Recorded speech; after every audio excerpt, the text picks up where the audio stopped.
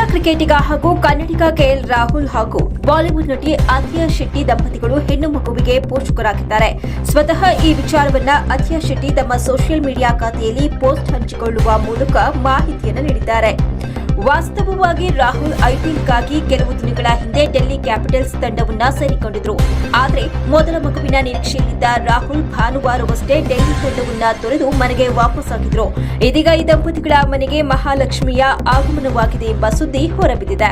ಒಂದೆಡೆ ರಾಹುಲ್ ಪ್ರತಿನಿಧಿಸುವ ಡೆಲ್ಲಿ ಕ್ಯಾಪಿಟಲ್ಸ್ ತಂಡ ಲಕ್ನೋ ಸೂಪರ್ ಜೈಂಟ್ಸ್ ವಿರುದ್ಧ ತನ್ನ ಮೊದಲ ಪಂದ್ಯವನ್ನ ಆಡುತ್ತಿದ್ರೆ, ಇತ್ತ ರಾಹುಲ್ ಮತ್ತು ಅಥಿಯಾ ತಮ್ಮ ಮಗಳ ಜನನದ ಸುದ್ದಿಯನ್ನ ಫೋಟೋದೊಂದಿಗೆ ಹಂಚಿಕೊಳ್ಳುವ ಮೂಲಕ ಸಿಹಿ ಸುದ್ದಿಯನ್ನು ನೀಡಿದ್ದಾರೆ. ಆದರೆ ರಾಹುಲ್ ಮತ್ತು ಅಥಿಯಾ ತಮ್ಮ ಮಗಳ ಹೆಸರನ್ನ ಇನ್ನೂ ಬಹಿರಂಗಪಡಿಸಿಲ್ಲ. ಅಭಿಮಾನಿಗಳಲ್ಲದೆ ಕ್ರಿಕೆಟ್ ಮತ್ತು ಚಲನಚಿತ್ರ ಜಗತ್ತಿನ ಪ್ರಸಿದ್ಧ ತಾರೆಯರು ಕೂಡ ಈ ಪೋಸ್ಟ್ಗೆ ಇಬ್ಬರನ್ನ ಅಭಿನಂದಿಸಿದ್ದಾರೆ. ಮೇಲೆ ಹೇಳಿದಂತೆ ಕೆಎಲ್ ರಾಹುಲ್ ಐಪಿಎಲ್ 2025ರಲ್ಲಿ ಡೆಲ್ಲಿ ಕ್ಯಾಪಿಟಲ್ಸ್ ಪರ ತಮ್ಮ ಮೊದಲ ಪಂದ್ಯವನ್ನ ಆಡಬೇಕಿತ್ತು. ಆದರೆ ಅದಕ್ಕೂ ಒಂದು ದಿನ ಮೊದಲು ಅವರು ಮೊದಲ ಮಗುವಿನ ಆಗಮನಕ್ಕಾಗಿ ಮನೆಗೆ ವಾಪಸ್ಸಾಗಿದ್ರು.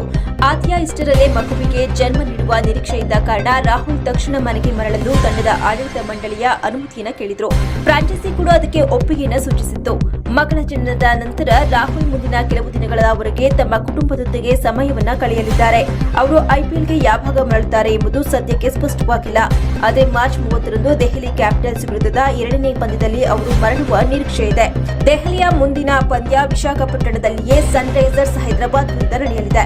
ಈ ಪಂದ್ಯದಲ್ಲಿ ರಾಹುಲ್ ಹಿಂದಿರುಗದಿದ್ದರೆ ಏಪ್ರಿಲ್ 5ರಂದು ನಡೆಯಲಿರುವ ತಂಡದ 3ನೇ ಪಂದ್ಯದಲ್ಲಿ ಅವರು ಖಂಡಿತವಾಗಿಯೂ ಆಡಲಿದ್ದಾರೆ. ದೆಹಲಿ ತನ್ನ 3ನೇ ಪಂದ್ಯವನ್ನ ಚೆನ್ನೈ ಸೂಪರ್ ಕಿಂಗ್ಸ್ ವಿರುದ್ಧ ಆಡಲಿದೆ.